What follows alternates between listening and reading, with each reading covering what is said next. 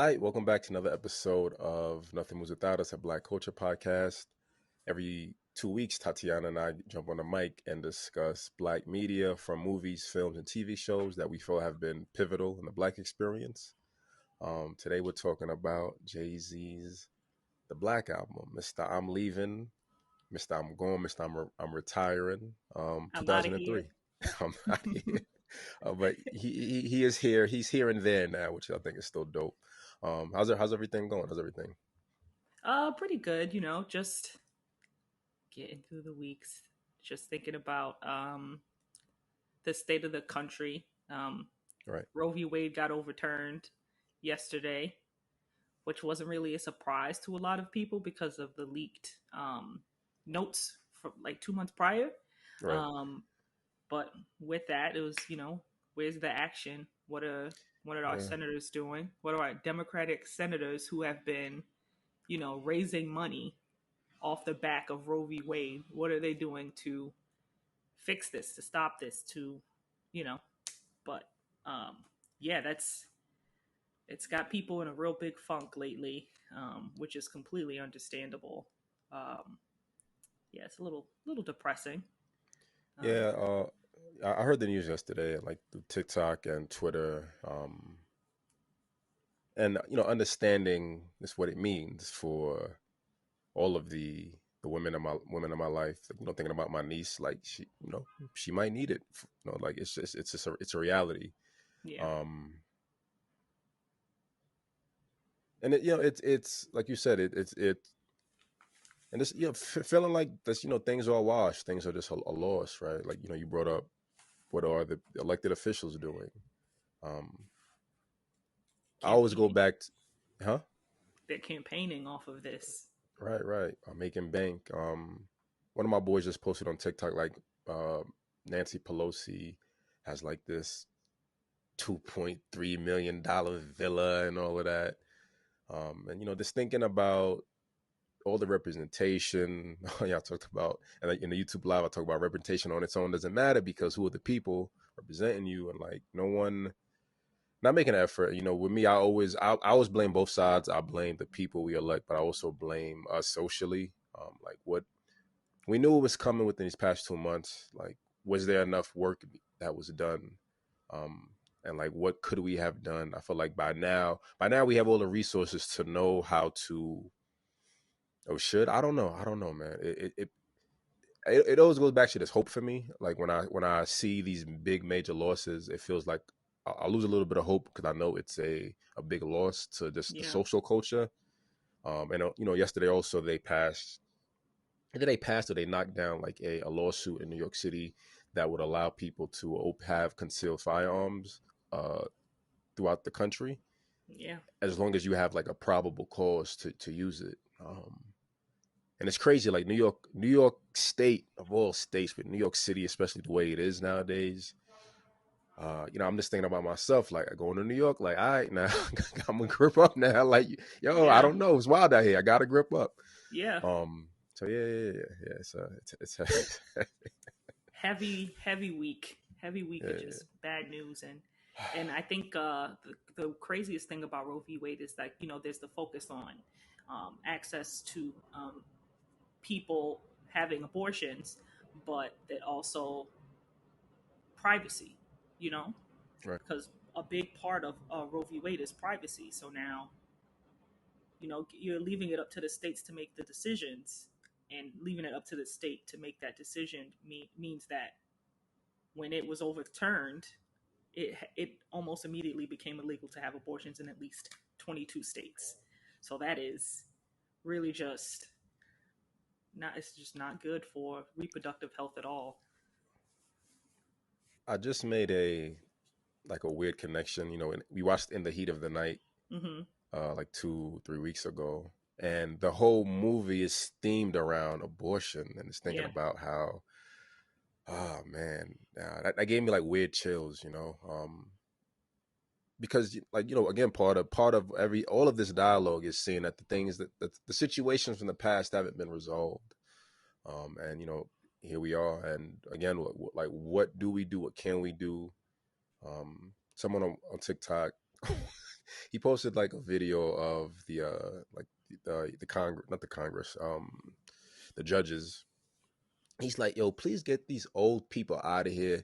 And Yeah. I'm like, yo, like, why the fuck are these 60-year-olds still making decisions for us? Like, yo, like something isn't right. Something isn't right. And like at times it just feels like the right conversations aren't being had to like expand on the big ideas and bigger issues. Hmm. I follow someone who has like this active movement to rewrite the Constitution. She has like maybe like 40,000 followers. So like I see stuff like that and that gives me a little bit more hope. Yeah. And earlier this week I was like, like I want to support like her mission and her work. So I'm trying to figure out what to do. So like I'm gonna go back to her site, like sign up for the newsletter and just do what I can, right? Like she's a lawyer, so she has that knowledge and I could just show up and donate to support the cause and hope that more of us think like that. Yeah, it's disheartening because, especially when you're in school and you're learning about democracy, you've always learned the United States is a democracy and it's leaning more and more towards an oligarchy because these Supreme Court justices they're appointed for life, right? We don't elect them. That's just not what happens. Someone picks them, a president picks them and says, "Okay, I want you on because you will agree with what I want." And that's pretty much what happens. And then Biden doesn't want to expand the court, which can also be a problem because then you have these votes that overturn like very very important laws. um, so it's all really, I don't know, you grow up and you become so disillusioned and realize Right. it's a lot more complicated than just voting you know Yeah. It's the cell of our generation. I've been talking about millennial culture a lot lately. The cell of our culture is vote or die, right? Like those are the only two options. Either Mhm. you vote or you die. So Yeah. we voted, and then it was like, the cell is I did my part, right? I did my part. Like even with Biden being elected, I did my part. We got Trump out of here. Like that was the whole rhetoric and language. Like that was the campaign, right? Like Joe Yeah. Biden, get Trump out of here. That's what he needed, and Right. it worked. Yeah. And like you said, the disillusionment. And on TikTok, someone mentioned use the word disassociation. I was talking about like consumerism. Hmm. And we're disassociated and disillusioned, right? Like someone else is gonna fix this. We talked about this, I think in the last episode. Someone else is gonna fix this. I voted. They'll take care of it. I've been talking about like the bystander effect, but like now, we're in the world star effect. The bystander effect is seeing a crime and saying, "All right, well, someone else will take care of it," and I'm out. Right. The world star effect now is seeing the crime happen and just recording it and then posting it to get clout. Yeah. And that's kind of where we are socially, right? Like Yeah. we know all the history. We know that these people have not been doing their jobs. They don't do it. They never have. Like we know, we have all the information. The internet gave us all this information, and that's why I go back to fault us as a generation. Like, what are we doing about it? And I don't know. It's a tough game, right? It's a It's tough game definitely tough. because the consumption distracts us. It's very distracting. You mix in like mental health and like you said, disillusionment, disassociation, and here we are. Here we are. Here we are. Yes, especially because I think, I don't know, it's really complicated. But even think about like the Congress people that came in just a few years ago that were elected because they were more progressive. Things seem to have been progressing. Even though it AOC. was yeah, people were excited about AOC, and it's just like you think to yourself like, okay, we're making some sort of progress because these people are more progressive with their beliefs. And then you realize that even when they get into a position of power, they still have so much working against them. It really just feels like you can't win. Like they Tibbs, right? Like they're Yeah. Tibbs. Even we doing the same job here, but you have the connections, you have the network, you have all of that, and it's sorry to cut you off. No worries. You have all of the resources because that's the foundation. Like Robert brought that up during the YouTube live. Hmm. You have all of this working for you innately. I come here and it's me. It's my representation. It's my and like that's all I really have. But I guess it goes back to like the idea of integrity, right? Like Tibbs works through it, he fights through, and it feels like And I guess that's the art of it, right? It feels like too many times the politicians, the elected officials, all these people with notoriety, um, stars, famous people, rappers, musicians, everyone, at some point they lose their integrity, and they we use the phrase "sell out," but Mm-hmm. I don't always look at it as a pejorative. I understand you have to do what's best for you, right? Right. Sometimes selling out for yourself, for your family, for your bloodline. Yeah, I get that. Um, but don't sell us, right? Don't sell us on vote or die. Don't sell us on the idea that, and I don't know. I mean, I go back and forth on this all the time because, again, I always go back to us as the masses, and I understand that the influence, right? One person can influence a million people, right? And Mm-hmm. like that's the how do we break free of that power, right? No one man should have all that power, right? Kanye said it best, but I think it's also, which I talk about a lot with my boyfriend, is that individualism has become so important to everyone that we don't think as a community what's best for the community, because we're Right, almost forced to only care about ourselves. Because how can we fight for everybody if you have to work a 9 to 5 and then you have to pay bills? It's all these distractions to keep you from finding community and creating community. It's just you you feel like what can I do, and then you realize there are activists that have been working and preparing for even like the overturning of Roe v. Wade for years and years and years because they knew it was coming. But it's right, just right, right, right, it just I don't know. It's just I feel like everyone should want to do what's best for the community, because at the end of the day that's what you have. But it's so hard to organize. It's so hard when individualism reigns over everything, because America is about individualism. It's about right. freedom. So eh, what are you gonna do? Be an activist? Kind of like you said, if I listen to Fela Kuti. I'm not sure if you're familiar with Fela Kuti. Mm-mm.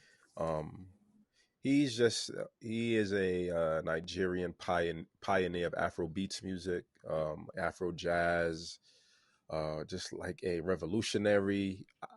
When I was listening to his music, I combined him with like Che Guevara and Bob Marley, and I feel like I did a Google search, and that's exactly how it was like worded in Wikipedia. And I'm like, yeah, like that's it, that's it. But just beautiful, not beautiful revolutionary music. And I listened to his music, and like some of his music like really inspired me during like during the Black Lives Matter era. It helped me find like my innateness and uniqueness within the black Mm-hmm. experience. Um, and I'm like, he inspired me, right? He inspired me. I'm one person. If he can't inspire change and growth, right, with all the songs he's written, his raw energy, if he can't inspire massive change, going back to individualism, how can I and what I do? How can any of us, like you said, people have been working on this for years. People have been preparing for years. The doomsdayers, right? The people, doomsdayers, like in all categories. The people who be like, "Hey, this day is coming. I'm telling you, this day is Exactly. coming." But we always just write them off, like, "Yeah, nah, we got this, we got that. What's set?" And then reality settles in, and it's just a punch to the gut. And like I said, in these moments is when you just feel hopeless. Um, but you know, going back to our individual work and our individual realizations and responsibilities, you find your activism, Right. right? Your activism could be art. Your activism, like for me, this is a form of activism, Mm-hmm. like channeling the Black experience, past and present, and making it relevant. The Black Excellence Calendar. I got some other stuff I'm trying to finalize too, but and everything and all things that we do, right? Like the representation matters, but identifying it, um, and hoping that it just inspires and keeps inspiring. I don't know. I don't know. Yeah, it's hard. I don't know. I don't have hope for the future. Yeah, me At neither. times, at times, at It's times. I'll be hard. fair. It's hard. And then I just one of my friends sent me a link about how at some point Earth is going to get its own ring, like Saturn, but it's just going to be space garbage. And I was like, wow. I wish I was born an eel, because then this wouldn't be a problem that I'd have to think about all the time. Ill specifically, but that was just the first thing that came to mind. Specifically in eel. I mean, I don't know what they do all day, but it doesn't seem as bad as having to go to work and then think about space junk. So Oh man. Uh, you want to transition, or you want to do a bit more of the opening topic? let's just go. Let's talk about JayZ's The Black Album. All right, all right, all right. Let's go. Let's go. Yes, I'll tell you a little bit about it. It was his eighth studio album. It was released on November 14, 2003. It was supposed to be the last album JayZ ever did, and it wasn't, but it's still a great album. It went triple platinum. Um, he was nominated for a Grammy for it. He lost to The College Dropout, which is understandable, I guess. Right. He collaborated with tons of producers for this album, like Eminem, Pharrell, Rick Rubin, Kanye West. I think it was DJ Quick. DJ Quick. So many. It was like I think every song had a different producer. I think except Kanye comes up twice. Actually, the Neptunes come up twice too. They produced two songs. Kanye produced two songs, but he definitely experimented a lot with producers, and he works well with them because this album, for me personally, is a bop. Uh, I think it's a great album. It's one of my favorite JayZ albums. It really got me to want to listen to rap more, I believe, because I think when I was a specific uh-huh. part of a specific timeline of rap, or like just rap, well, a little bit of everything. So like as a kid, I didn't listen to much rap. I wasn't really like allowed to listen to that much rap either because of the the cursing. My mom's like, that's too much cursing. But once I got a little bit older and was able to kind of like get away with listening to what I wanted to listen to, listening to JayZ, listening to 50 Cent's first album, listening to Kanye, I was like, I love this. I love this genre. I love rap music. So JayZ was definitely one of those people for me that was just like, listen to this, and I did, and it was great. What did you like about the Black Album? If you did, any things you picked up on it? Um, I'm glad I went back to Mm-hmm. this. There was a period of time where JayZ's music wasn't on Spotify; it was only on Right. Tidal. Like I purchased Tidal when it first came out to support, but it just like they just weren't keeping up with it, and I was like, all right, so I'm moving on Mm-hmm. from it. So I think maybe 2 years ago on his birthday, maybe 2 or 3 years ago on his birthday, all the songs came back on Tidal. I have some of it like downloaded also, but I'm glad to go back to this. Like I've gone through his. Sometimes you just he is the like my number one artist of all Mm-hmm. time, just because I've seen his growth and journey, and it forms that personal bond of connection of me going through my life, evolving, seeing him go through his life and evolving, using him as inspiration. And listening to this kind of took me back to like being in college freshman year, like this conversations or with like friends when like the friends you grew up with, and it's like the energy and excitement you had behind it. And listen, like going through it, I'm just like reliving those moments, like with Threat, me and my boy Drew just like get hyped Mm-hmm. about it.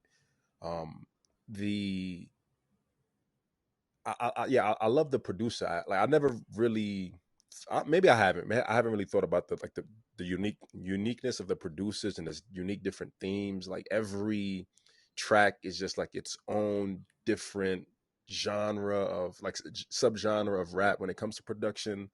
Um, Lyrically, it's just like a breath of fresh air. Like going back to just like true rap, raw lyricism and double entendres and all of that.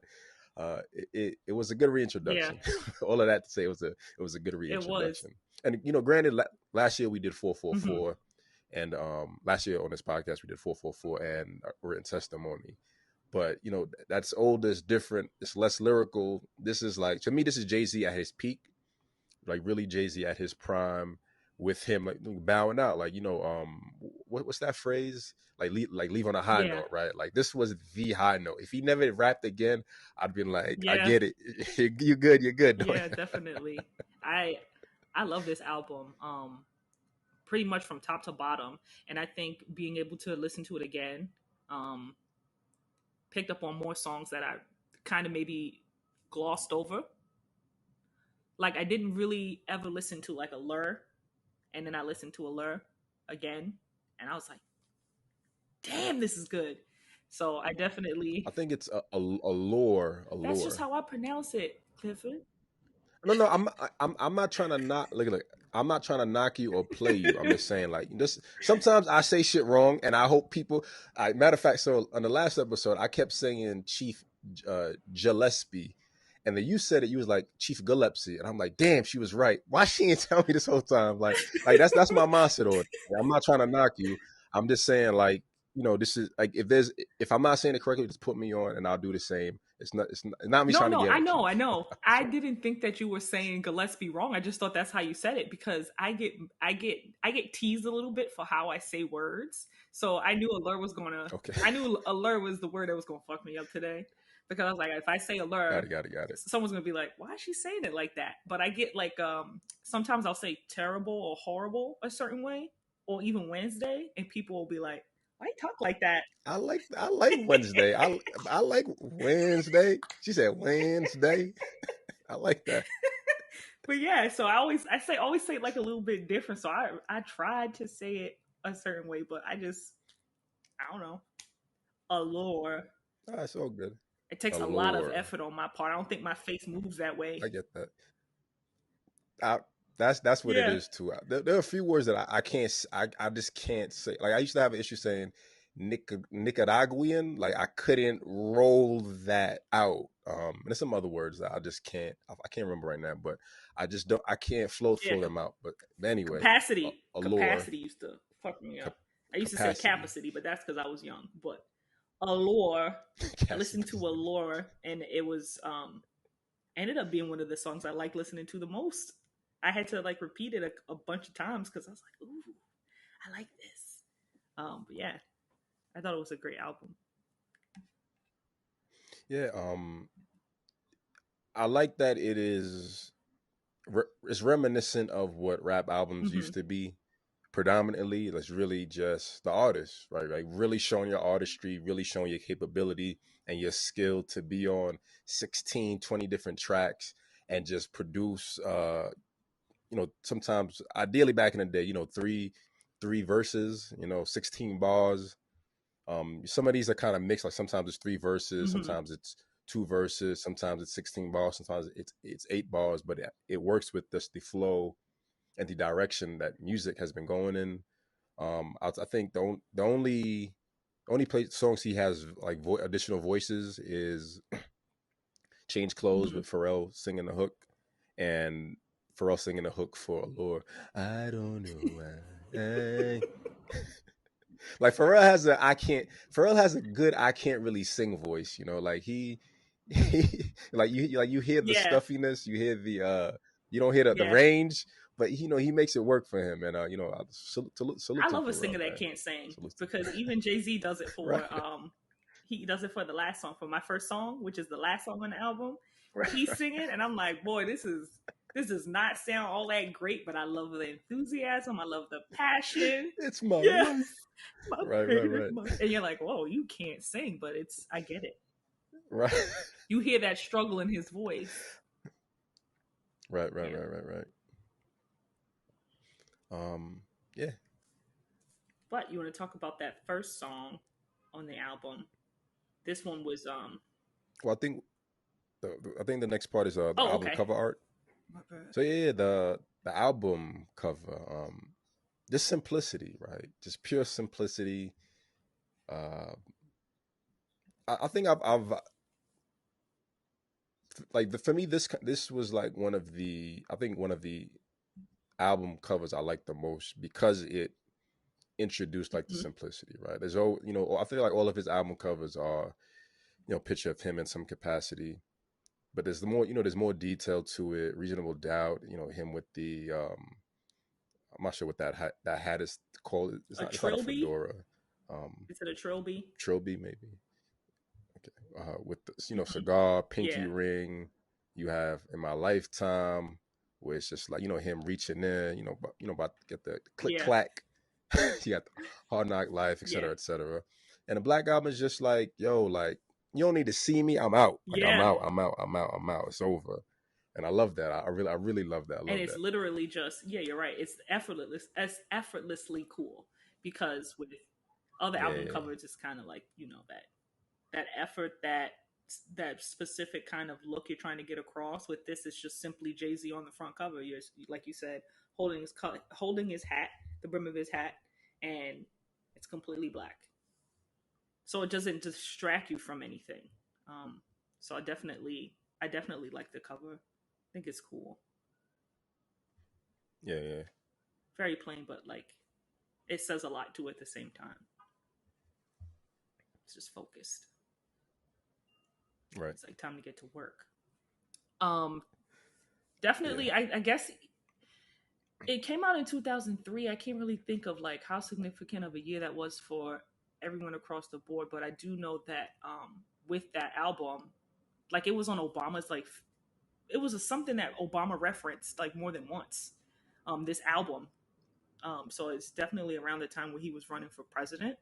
Um, Right. it's also, he was nominated for a Grammy for it again, and he was put up against Kanye, um, who was like one of his close friends at the time.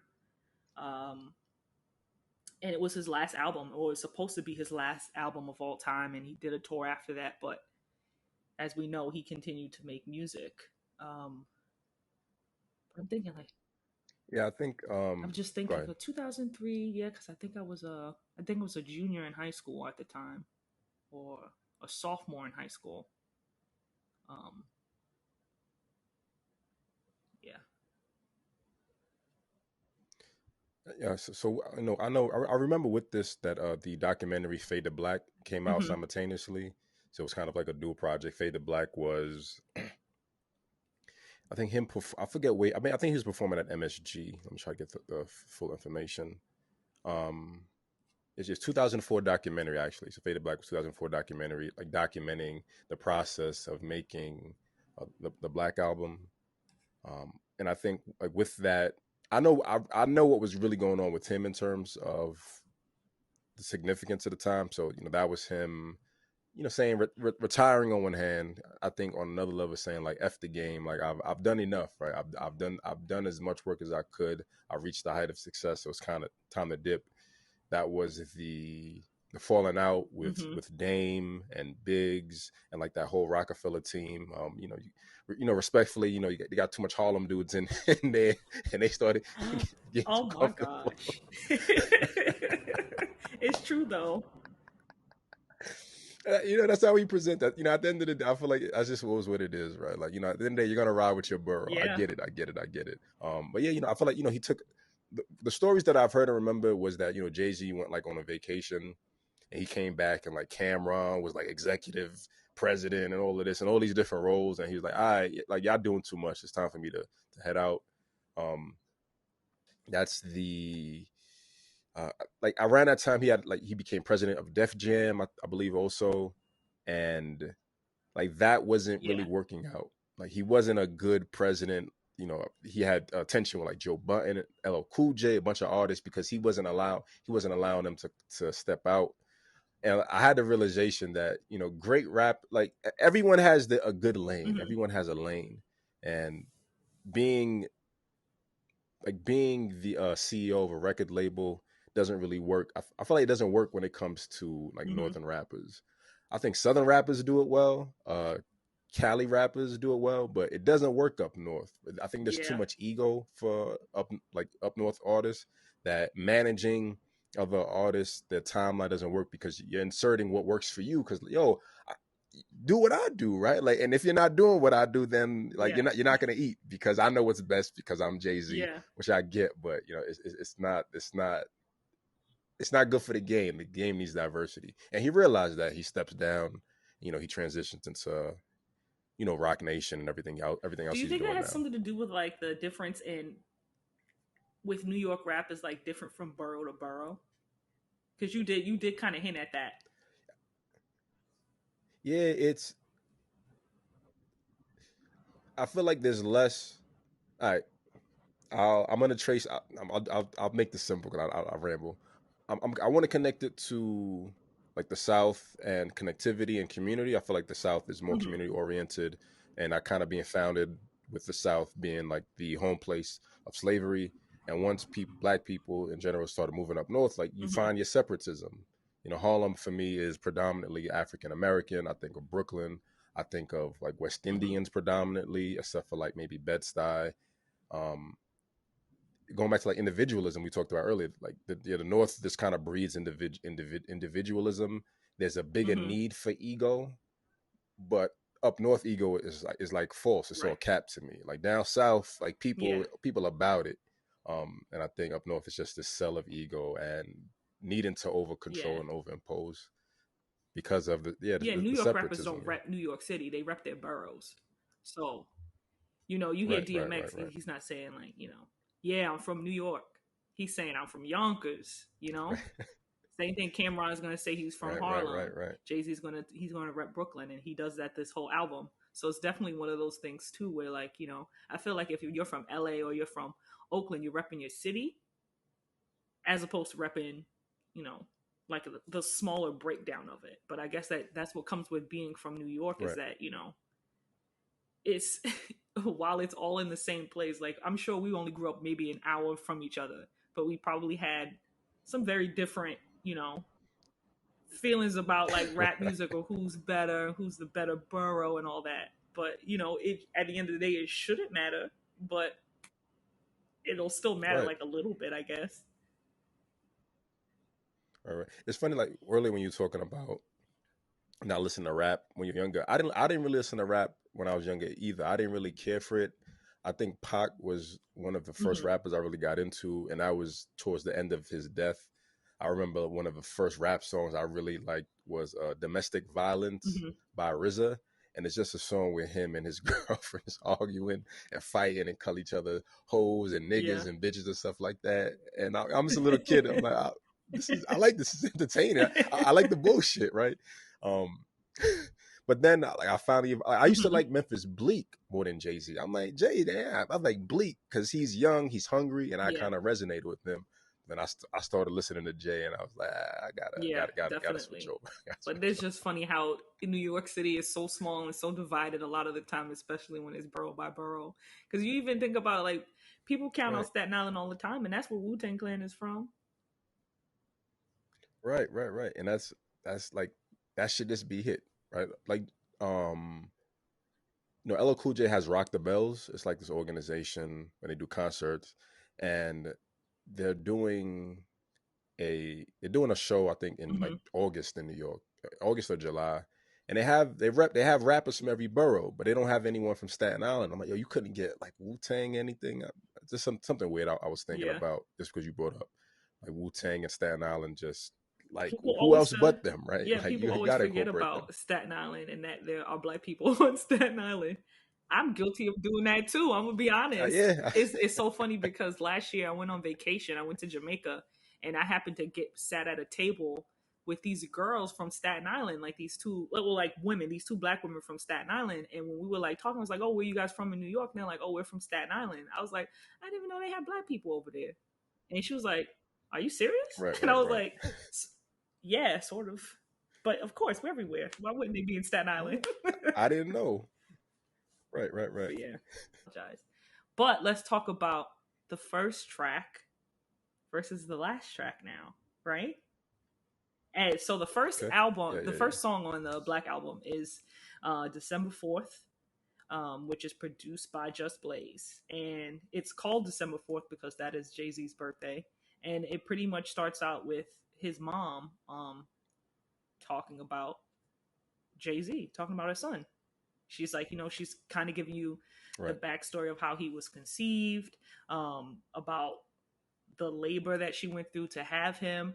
And while she does this, then he raps about it. So that was I really like that a lot. Yeah. Um, Gloria Carter, she's got like a really, she's got like a really good demanding voice because you're like, it's Right. because Just Blaze is such a good producer, especially on this song, it's hard to pay attention to all the elements of what's happening at the same time. But he manages to put it all together in a way that is just like a very good introduction to the album. Like that being the first song is, I think, Right. super dope for me, because just listening to your mom talk about how wonderful and great you are, and then you jump in and Right. agree. Right. Right. Like yeah, I love that she's like perspective. his biggest, hype man, you know what I'm saying? And then he comes in and he's like, Right. Right. Right. Right. yeah, she's actually very correct about that, and let me tell you why. So that's definitely it's a super good introduction to the album, and the first song is just, it's just really good. Did you like December 4th? Yeah, it's a good. I, you brought up Just Blaze's production, and Hmm. the first track, the first actual track is an interlude with Just Blaze just doing like a voiceover, and Hmm. December 4th starts with burn, bum, bum, bum, bum, like the king is born, right? Like burn, Yeah. bum, bum, like that. That is like a beautiful introduction into it, and like you said, his mother Gloria Carter, his intro and then telling him, and he just piggybacks off a story, and Yeah. I love the as a fan of JayZ's music, right? Someone who's followed his journey, you finally get a little bit of him, right? It's like throughout his history, Right. he isn't someone who's vulnerable. There's one song prior to this called "Where Have You Been," where he rapped about his father, him and Benny Siegel. They did a remix with Rel. Still got love for you.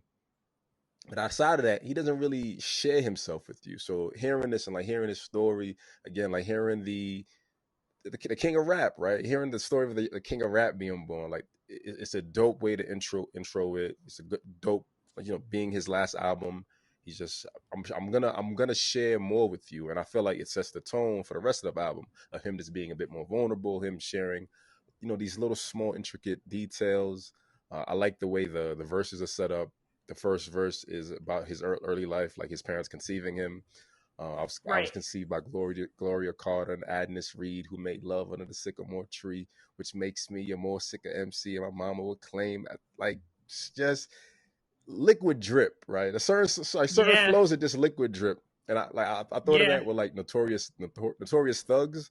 Like Big's Hmm. verse on Notorious Thugs is liquid drip, and I think Jay's verse, like the first verse, is like just smooth like butter, like he's just flowing. It really is. Yeah. Second verse is, the first verse ends with his father leaving, right? And like that just Right. changes the whole dynamic. That's just, changes everything about his story. The second verse is him coping, adapting, and recluding from society, recluding from people. And then, he ends with reasonable doubt dropping. And then the third verse is him just talking about his early rap career, right? Transitioning from being a street hustler to, hustling a rap game. Um, so yeah, I think it's a dope intro to the song, and my first song, this like the bridge of all of that, right? Like it's it sets the tone for the rest of the album, basically. I feel, right, because it's everything in It between. definitely does. Yeah, it's everything in between. um and then my first song is just recapping everything. Yeah, yeah. Yeah. I think the reason also why I like December 4th so much is because it, like you said, it's a recap of his career and how he got to where he was. And if you were like even a first time listener of JayZ listening to this album and you hear December 4th, it's like, let me catch you up. He's just letting you know everything that's going on, like step by step by step. So he's, storytelling is so important when it comes to rap music, because no matter how hard people try to fight it, rap music is poetry, Right.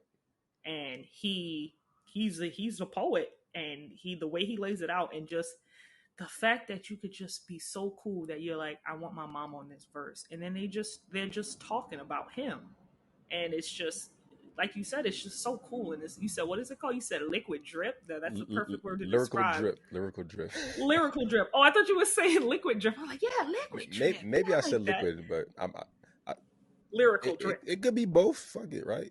Lyrical Yeah, drip, yeah, liquid drip. Yeah. yeah. But it's definitely like, because I told you I didn't really get into rap music until around that time. So it was such a good introduction, because he's like, this is literally what I've been up to, and I'm about to teach you exactly why I have deemed myself to be the greatest of all time. Right, right, And then right. he goes on to prove it right. So How did perfect. what did you feel about my first song? Like comparing the themes of December 4th to my, the oxymoron, my first song, which is his last song. My first song is probably one of my favorite songs on the album. It's always been one of my favorite songs on the album, but definitely, you know, JayZ was good friends with Biggie Smalls, with Notorious B.I.G., and I think he never forgets that. He never forgets where he got his start, where he came from, and like that friend for him, and for Biggie to be on that song and just talk about how you have to treat every project like it's your first project. You have to treat it that way, because that way you stay hungry. You Right. stay um you stay on top of your shit. You give it your best. That being the introduction to that song, and then him just going on to say like, this is exactly how I'm treating it. It's definitely a great dynamic. I love that it's called my first song and it's at the end of the album. Um, I don't know, man. JayZ is he's so good. I know I wrote something down from that album because I like to take my notes. Um, it's his breakup song. That's what I put. It's his breakup Yeah, song with I the like that. game. Like he's pretty much like, that's it for me. See Hence you the guys later. hence the Hope you singing, enjoyed it. right? Yeah, he was like, I can do whatever the hell I want. This is my last Right, right, right, album. right, right, right, right, right. I And then like that. he sings, and then he sings terribly, but in such a good way. But I definitely think that that's exactly how he approached this entire album. Every single song he made, he's treating it like it's the first song.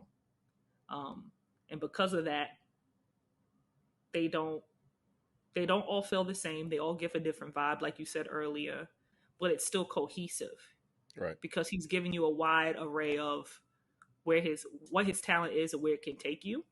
Um, but yeah, I think him starting with like, this is when I was born, and then my first song, and just like wrapping it up, and still at deciding at the end of the album to rep Brooklyn first and foremost. It's definitely a breakup song. It's a love song to Brooklyn. It's a breakup song with rap music. Right. Um, but yeah, I definitely think it was a good choice to put them in that order. To put Yeah. December 4th first and my first song last. I really love the outro for it, which is just him is giving props to the people who have been like monumental in his journey and his life. Um, Yeah, it's number one, if it had been his last album, right? That shows you the respect and honor, right? Like I spent all this. I've talked about me. I've talked about me enough. The most important thing is the ending, right? Like the last page of the book sums up the story.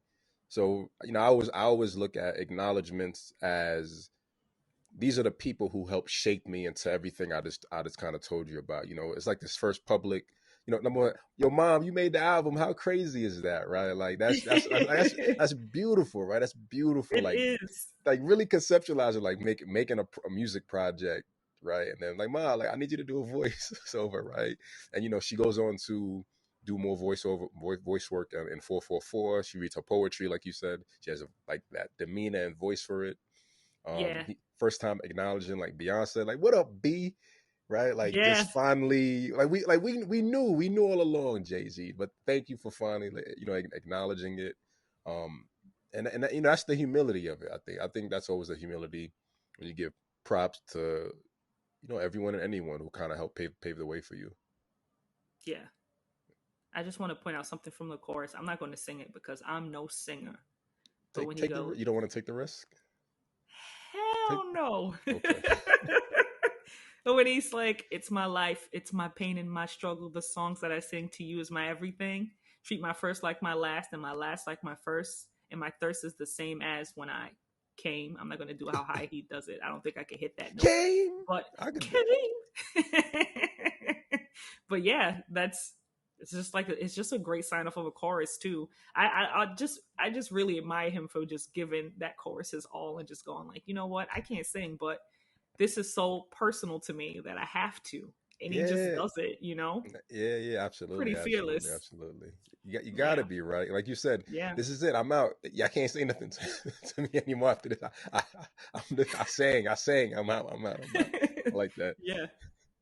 But yeah, just the song itself is just, again, it's just poetry. He just takes you on this journey where he just talks about everything.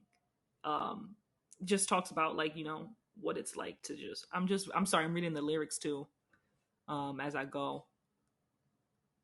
It's just, I don't know, man. It's just, he just has so much confidence in himself, and I get it. It's, I like to hear someone go on and on about themselves, and even while, like, sort of like a braggy type of thing, or and you get it, I just Right, respect it. It's like, right, right, right, right. this is what I did, this is what I accomplished. And then, like you said, he goes on to thank everybody that's ever had anything to do with his success. So while still bragging, still giving people that respect, of thank you, because without you, I wouldn't be here. And then again, like I said, talking about, Biggie, and having Biggie do the intro. Well, he didn't have him do it, but putting that as the first thing you hear when you open the song is perfect Right, poetry. right, right. So I know you said this was one of your favorite tracks. Which two, if this is part of it, but which two tracks like really stood out to you in this Um, album? Excuse me.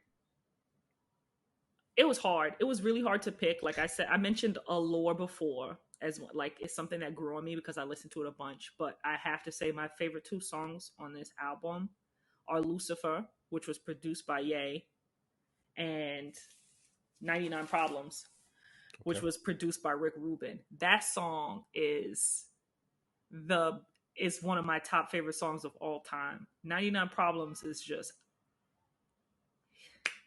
it's just poetry. He's just so good. Everything he says is just so good. Um, he's just so smart. And Rick Rubin really put his foot in that song. Like, he Right. even says it. He literally says that at the end of the song. Like, You crazy for this one, Rick? it's your boy. Yeah, exactly. Because he even knew, like, that song is just great. And then what was I saying? Yeah, he just talks about how he doesn't have to, specifically 99 Problems, because he's just like, I got bigger fish to fry. Like, none of this little shit means anything to me because I'm too focused for it. And he says it, I got 99 problems, but a bitch ain't one. And he really do. He just talks about how he's got bigger problems than whatever the hell anybody else could be complaining about, because he's just that good. But what was some of the songs that stuck out to you? Like, what were your two favorites? I have myself muted. I have 99 Problems also. Mm-hmm. Like you mentioned, the production on it.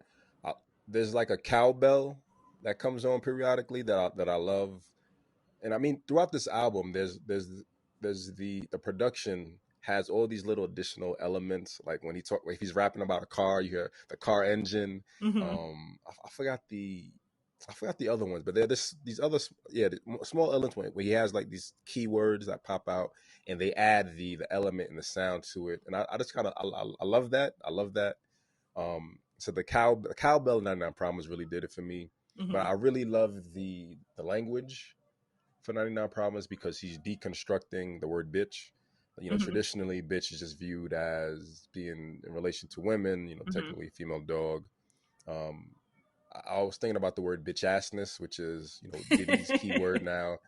And to me, like bitch assness is just having that bitchifiedness in you for whatever reason.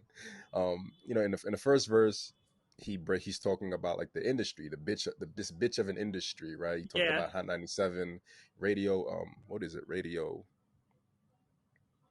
Got beef for radio. If I don't play their show, they don't play my hits, so I don't give a shit. So, and he's talking about Hot 97 and Summer Jam. And I learned from Star on the Star Report that none of those rappers ever got paid for Summer Jam. And Hot 97 used to threaten them and say that if you don't show up, we're not going to play your records.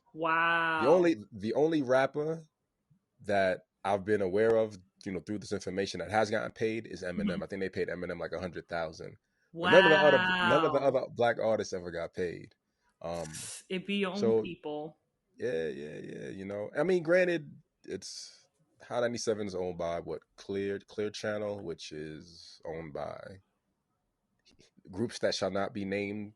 You get canceled for that. Jewish people, right? Fuck, I don't care. Um, I did not know that. I didn't know that until I think last year.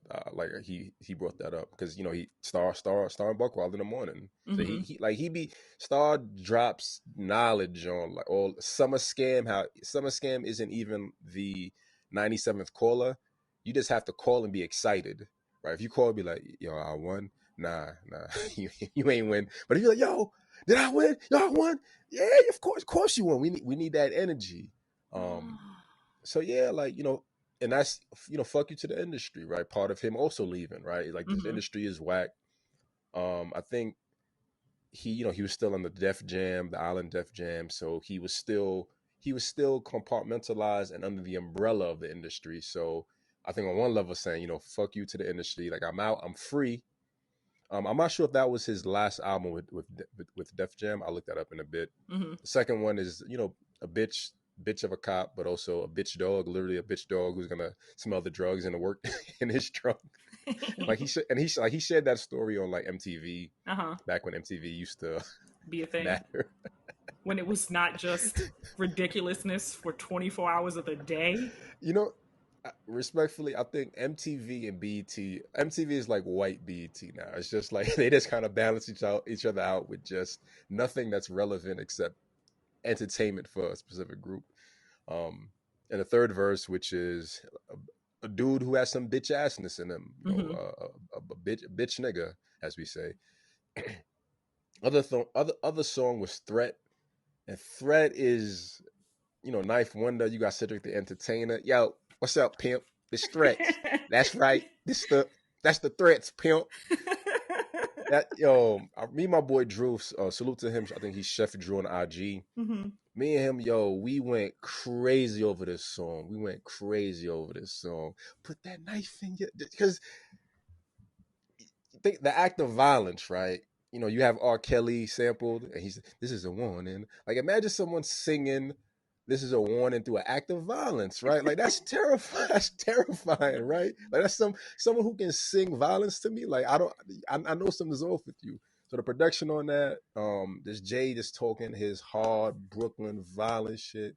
I think you need that, right? Like, Yeah. I need that real nigga shit sometimes, and that's what Thread Yeah. is to me. And I love the soft tone of the voice because he's letting you know, like I'm at the level that before it was called Fopalung, where you from Marcy, son. It's not even all of that, right? It's just I'm chilling. I'm just gonna whisper to you. I'm gonna sing this little lullaby to you as I put the knife in you, take some Right. life from you. Like this bars, this bars galore on that track. It's because there's nothing scarier than a very calm person telling you that, hey, listen, I will literally kill you. And he's just mad calm about it. Like I was listening to it, I was like, because I listen to the song, right? And then I'll listen to it and then I'll go back, listen to it again with the lyrics up. And then I'm just like, I'll scroll through the lyrics and I'm just like, he is just talking about murder. He's dead ass Right. gonna kill you. That is exactly what the song's about. He's not playing games. And Grown man, I put hands on you. I dig a hole in the desert. They build the sands on you. Lay out blueprint plans on you. Like this, too much lyrical drip. It's too much. No, sir. It's too much. It's too much, man. it is. It's a lot. I wanted to go back because I wanted to share some of my favorite lyrics from 99 Problems. Because in verse Okay. one, he just talks about how stupid everybody is. Where Right. he's like, wait, hold on. Rap critics say he's money cash holes. I'm from the hood, stupid. What type of facts are those? And then I'm just like, yeah, he's right. And then he goes on to say at the end of the verse, he said, fuckers, I don't know what you take me as or understand the intelligence that JayZ has. I'm from rags to riches, niggas. I ain't dumb. I got 99 problems, but a bitch ain't one. But he's literally just like, you guys are stupid. You're not on my Right. level. Like Of right. course, that's Like what I rap if about. That's what I know. You know? right. Yeah. And obviously, if I came from rags and I got money, I means I know something, right? And I'm black. Like I don't have the connections. I know what I'm talking about. I know what I'm Yeah, doing. And you yeah. see that continuously throughout his career. He's a multi-billionaire now. So yeah, he ain't dumb. He ain't dumb. Yeah, and I feel like it's lost on a lot of people, especially when it comes to white critics, that like, this is the reality for some people. Rap to JayZ wasn't just, you know, at first it wasn't just about being lyrically the best. It was about getting out of the hood. It was about not selling drugs anymore. It's about moving forward and doing something else. So of course that's what he's going to rap about because that's what he knows. He's not Right. lying. It's authentic, you know. He says that too. He's like, I'm not making this shit up. Like this is my real life. What do you want me to rap about? Um, Right. Right. Right. but he's just, I mean, I feel like especially with this album, he kept it as real as possible about who he was and who he is now. And you just gotta respect it. Like, why hate on someone telling you like what their life is? He's just sharing his experience. But yeah, like Now, I've that song goes right. crazy. I've kind of grown to a point where I don't. I haven't. I haven't. I have. I've grown to a point a few years now where I really don't listen to white people's critique on anything black. Mm-hmm. Like I won't read it. I'm not interested because I always know that there's a limited connection and like ability to like really get it. You can get it on the surface, right? Or like rather, you know what it is? They just view that they just view it as subjective art. I think that's what it is, right? They Right. view it as subjective art. They'll never really get it. So I don't care about your opinion. Like I remember working at I used to work at Crane Barrel, and I had this white manager, and we were talking about like Nas and JayZ and like that time when they were beefing. And he was like, "Oh, JayZ even said it in 99 was it 99 Problems? Um, no, what more can I say, right? Mm-hmm. I'm not a biter. I'm a writer for myself and others. I say a big verse. I'm only bigging up my brother, and the people. Oh, he bites big lyrics. So he ever does. When him and Cam had that beef, Cam had like that sample of JayZ stealing Big's rhymes and all that other rhymes, and it's like people don't understand honor, man. Yeah, at And like so all. having a white dude be like, he's a biter, he can't rap.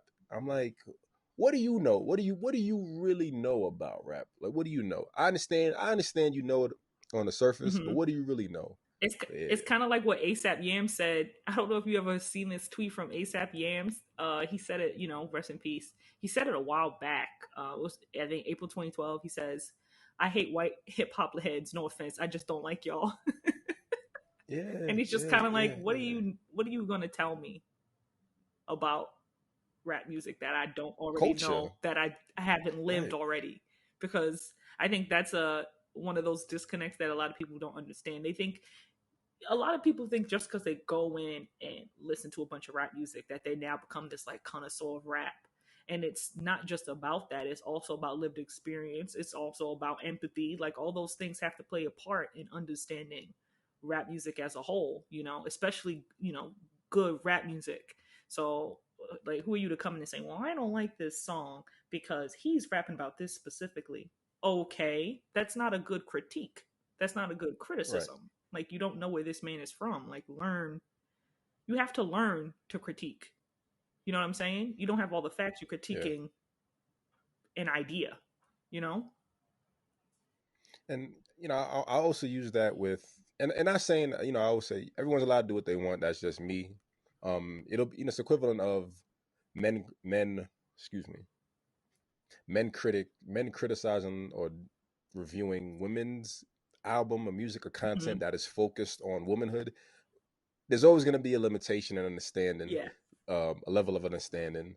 So I think this, we just be mindful of it, Yeah. right? And don't take it too much. Don't take it with a grain of salt because there's always a limited experience that you can truly Right. understand. Exactly. Like you said, you just have to be mindful because I feel a lot of the times you just get this like really broad critique about this is my idea of what this is, and I'm going to go based on that without thinking you have to educate yourself in order to hold a critique that makes sense.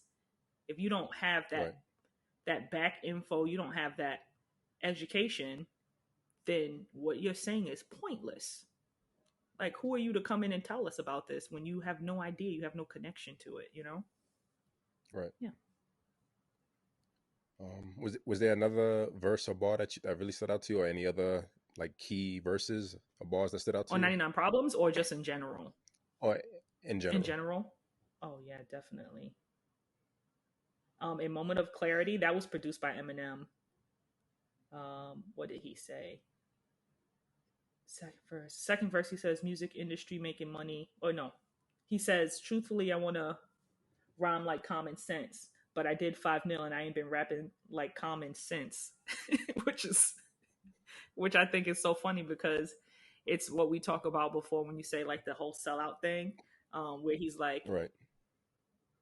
lyrically, he wants to rap like Talib Kweli because that's also something he kind of says right before that line. And he says, like, that does not make money. Making rap music that he makes is what makes money. And he would rather do that to give back to his community than um, rap like that and not be able to give back to his community. So that's from Moment of Clarity. Um, but that stood out to me because it's just the wordplay is hilarious, but then it's also funny because you Right. see where he's coming from. You're like, all right, I got it, I understand, because I'm sure people he hears, he probably, that's something he probably hears too, that he's a sellout because he's not doing like conscious rap or whatever. And I feel like stay in the lane that works for you. You know, like Right. would you want to listen to a super conscious rap album from JayZ if it was bad, and then give him credit for just being conscious rap? But also that's it's also Right. one Right. of those Right. things where it's like it's not. It's also one of those things where it's just kind of like it doesn't mean it's not conscious rap. You know what I'm saying? He's rapping about what he You just have knows. to think Right, deeper. Yeah. exactly. Yeah. It's Yeah. like it's don't think of it on a surface level, get to know the lyrics. But that's definitely one of the favorite lines I had out of Moment of Clarity. That song is, which I was really also surprised because I was a huge fan of Eminem when I was a teenager, and then it kind of like stopped being a fan because I was like, this guy's too much for me. But then I Right. Right. recently learned when I was listening today that it was Eminem, and it was super obvious that it was produced by Eminem. As soon as the song starts, it sounds like an Eminem song, so that Right. was really cool. And a few kind of tying into what you said about him being a sellout. A few bars down, he goes, how can I help the poor if I'm one of them? So I got rich and gave back to me. That's the win-win. Um, Exactly. and that's like, yeah, like you have to respect that, right? It's being being at a certain class on a certain level, like you have limited resources. So again, you watch his journey. He lays out. If you watch the journey, you go deeper, right? You go deeper into the lyrics and understanding of what he's trying to say, and you find some inspiration to do all the things you would do through conscious rap. You just do it with him, and you make some money, Right. right? Like yeah, like why not, Exactly. right? Yeah. Right. Were there any lyrics for any song that stood out to you that you were like, damn, that's hard? Uh, the last the entire last verse for what more can I say? And like listening to this album, listening through through tracks, I was like, you know what? I feel like JayZ's really he's a third verse closer. Like his third verses, just like there's a little extra punch in there. Yeah, I mean, now you know your ass is Willie when they got you in a mag for $500 million. Your ass ain't Lily White. I mean, that shit you write must be illy. Either that or your flow is silly as both. Um, Paint me like a pickaninny. I would like just again.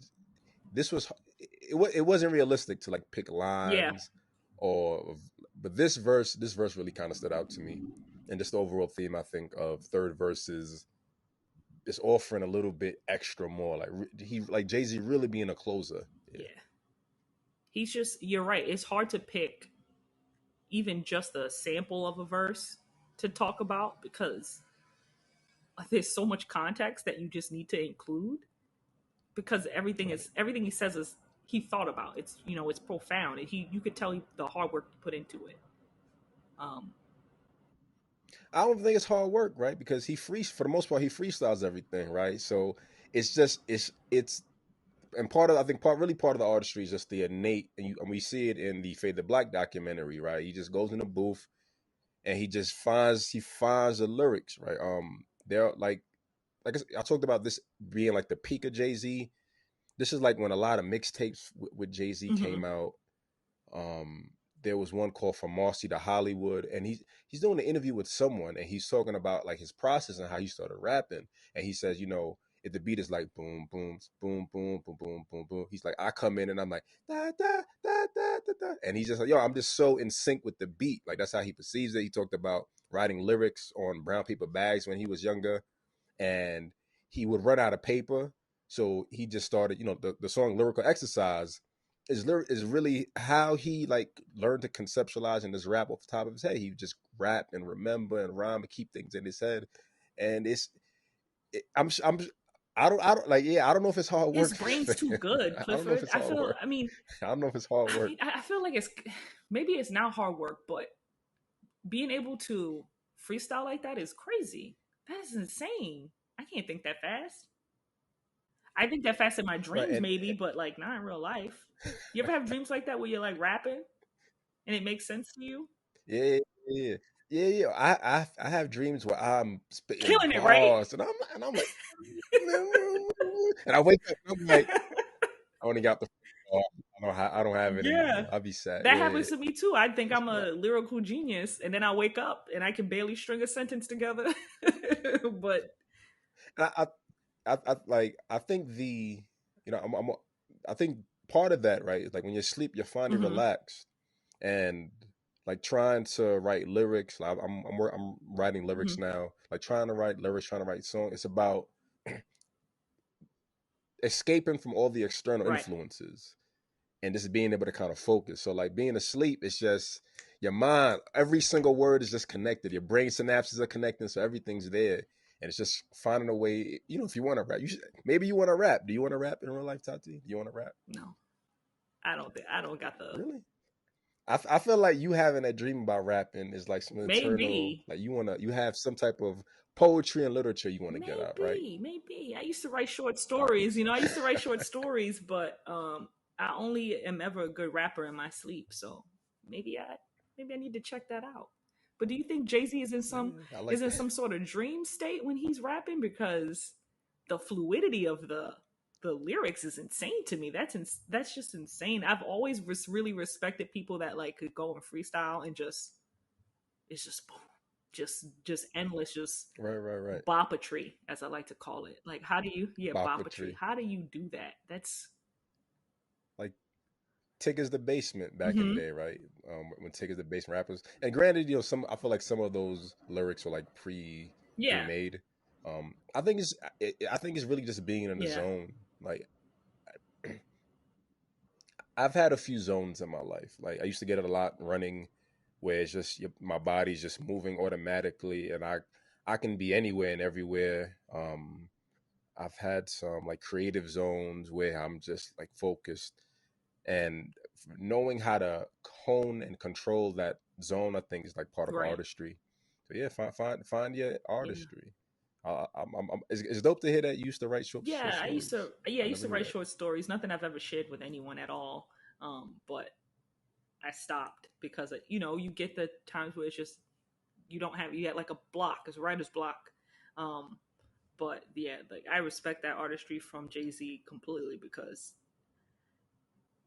you ran out of paper and you kept going. Couldn't be me. Right. Could not be me. So next segment is why did you choose this album?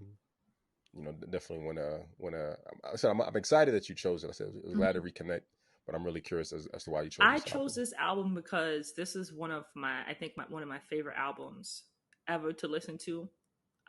Every time I listen to it, I never get tired of it.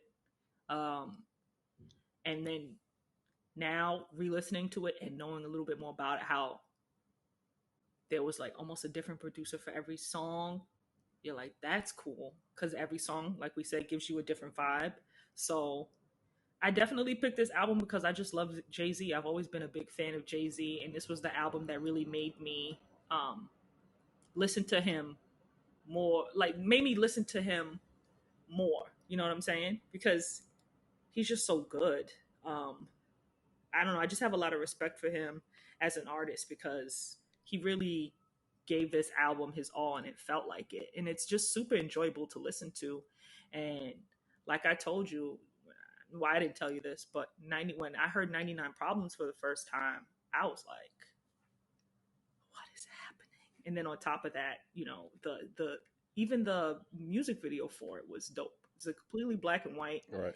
and I don't know, JC is just a he's just a fucking cool dude, and I got that from that album, and it's been one of my favorites ever since. I had this is the first time I've listened to it in a long time, But as soon as I listened to it, like the way I felt the first time I listened to it is it's the same. Like you still, it's the same excitement. You know, when you watch a movie, sometimes if you watch it more than one time, you already know what to expect. But every time I listen to the Black Right. album, to me it feels new. It feels like experiencing it for the first time, which means to me it'll be enjoyable every single time I listen to it. So yeah, I love you, JayZ. Yeah. Um, it. I remember watching the making. Remember MTV used to be Mm-hmm. making of the video, making of the video of JayZ's 99 Problems. And they do making a video, and then now for the world premiere, JayZ's 99 Problems. Yeah, it was a dope video, right? And then the I think that the ending of the video was him being shot, and it signified the death of like JayZ, and I think he was gonna like transition to showing the world more Mm-hmm. of Sean Carter. But yeah, the I think a lot of the joy, like you were talking about with listening to this, is really the Mm-hmm. nostalgia, simpler times. Like I said, I was just in high school. No, I think I just I was in my first year of college. Life just felt more Yeah. simple then, right? Like you get that innate joy and like I said, the nostalgia, remembering where you were and what it meant for you at that time in life. Um, and now it's life, right? Now you're in life, Yeah. life, right? And some of us are still trying to shed and kill off the old versions of Mm-hmm. ourselves that don't work. And this kind of ties into the significance to the significance of this album for the Black experience and comparing it to like where we are today. Um, I was thinking about drill music, drill rap music, which is just it's it's like East Coast Cali rap, right? It's like East Coast Cali rap from the '90s, gangster rap, but it's the lived experiences now, right? Like it's really it's getting out of control. It's Yeah. getting out of control. Um, the game, I don't know where rap is going. I feel like it's like I said. I think I said in the previous episode. I feel like the Black experience is losing it, and it's gonna become jazz. What jazz Mm-hmm. has become. Drake just dropped a new album, and people don't like it because it Right. isn't rap, which I think is on one side. I feel like it's showing that the greatest rapper of the past decade, maybe 15 years past a decade, he's on some next shit now. Like he's moving on from it. Um, and people don't want to see the growth. People don't really enjoy the rap that's currently out. Maybe like I'm trying to find new rap from like the past 10 years. Like I just started listening to Money Yo Bag Money or Money Yo Bag, something like that. Moneybag Yo. Yesterday, Money Moneybag Bag, Yo. Yeah. Money Bag Yo. Yeah, I just started listening to Money Bag Yo.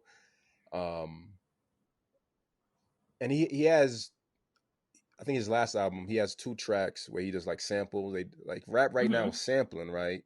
He sampled DMX's "How's It Going Down," and he sampled another song. And in my mind, I'm like, these songs just came out like 10 years ago. Like, where's the originality? Like, where's the craftsmanship? And it just feels like part of what the Mm-hmm. game is missing. Um, just the originality. Yeah, I don't know. I feel like he called it right. He called it right with what hip hop would be transitioning into, and with him with 444 not Mm-hmm. winning that Grammy, it really Yeah. shifted the culture of rap. That it's not for old men. Right? There's no room for new concepts and ideas. Just give Yeah. us the nigga I shit. would You know. implore you to listen to more female rappers. Honestly, I feel like a lot of people, a lot of they have big fan bases, but I've been listening to a lot of Doechii. She's an up and coming rapper. Flo Millie, Meg The Stallion. I listen to Doja Cat occasionally too, and these women are like they're very very good. Doechii, especially right now, she's like one of my favorites. Flo Millie is she's phenomenal too, but these are all great artists that you should definitely check out because they know what they're doing and they're really really good. I think Dochi just did a freshman freestyle with one of the rap magazines. It's just I'm drawing a blank right now what magazine it was. Yeah, I think it was Double XL freshman maybe. class at Double XL. Yeah, she just did a freestyle with them, and Yeah. it was nuts. But she's really great. But yeah, I can't give up on rap music ever in my life. I don't listen to like the really popular stuff either. Like I don't listen to Moneybag Yo, but maybe I should check it out and see what it's about because maybe I might like it. But I would definitely say try and listen. I'll even make you a playlist of some stuff that I've been listening to. But the female rappers right now have really been killing it, and I think a lot of the times because of misogyny, we don't think to give them a chance. It's also because a lot of people look down on women having like raunchy lyrics when it comes to rap music, which is Right. crazy. But yeah, like listen to some female rappers. I'll make you a playlist because I don't think rap is dead. I think it's it's just changing and evolving again. I don't think what JayZ made or is still making sounds anything like where hip hop was in the 80s. Like when you hear rappers delight, I just think every decade it just evolves, and then you start to you just gotta like expand on what you're listening to and try and give like even certain subgenres a chance, and you'll be like pleasantly surprised.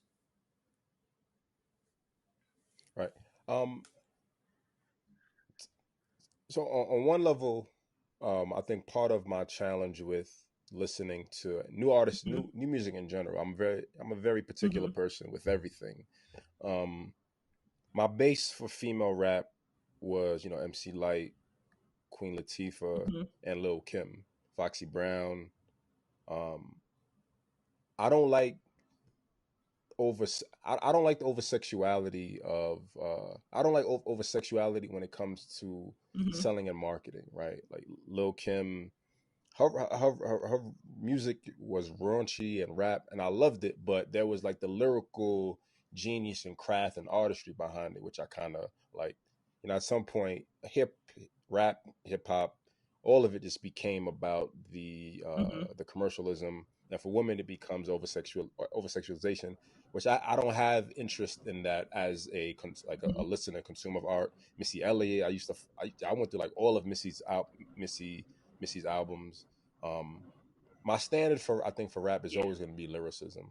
E- Even like new age rappers, there's this dude I listen to called Benny Trung, and I think he's just a dope lyricist. That's Yeah. kind of my main challenge. Like I've heard about Rhapsody. I like Young Ma. I really like Young Ma, but I feel like there's Mm-hmm. no consistency. So it's difficult for me to give artists a chance if they're not going to consistently Right. put out work in projects. Um, I understand. I definitely agree that rap evolves and music and everything evolves, but I really feel that hip hop is de-evolving. Excuse me, rap Mm-hmm. music is de-evolving, and the only reason I believe in that is because drill rap is becoming the standard. And drill rap is the younger generation, not even the millennial generation Y, talking about the plights of their experience, talking about the plight of the black experience, money, and all the issues they have. So for me, that lets me know that if the younger generation is still rapping about issues that the younger generation from the 80s was rapping about, then it means that we Right. haven't solved any issues Mm-hmm. within the black experience. And granted, I know that the drill music is I've heard that drill music is predominantly like Dominicans and West Indians, not really African Americans. But I think like I had a conversation. I have like this TikTok with like 10,000 views and like 400 comments going back and forth about this. As more as the genre of rap shifts, more subgenres, people are going to become disassociated with it, right? They're not. I don't want to listen to drill music. I don't want to hear that. I don't want to hear violence. I don't want to hear. I'm an old. I'm Mm-hmm. old. I'm an old man. I'm an old ass man, right?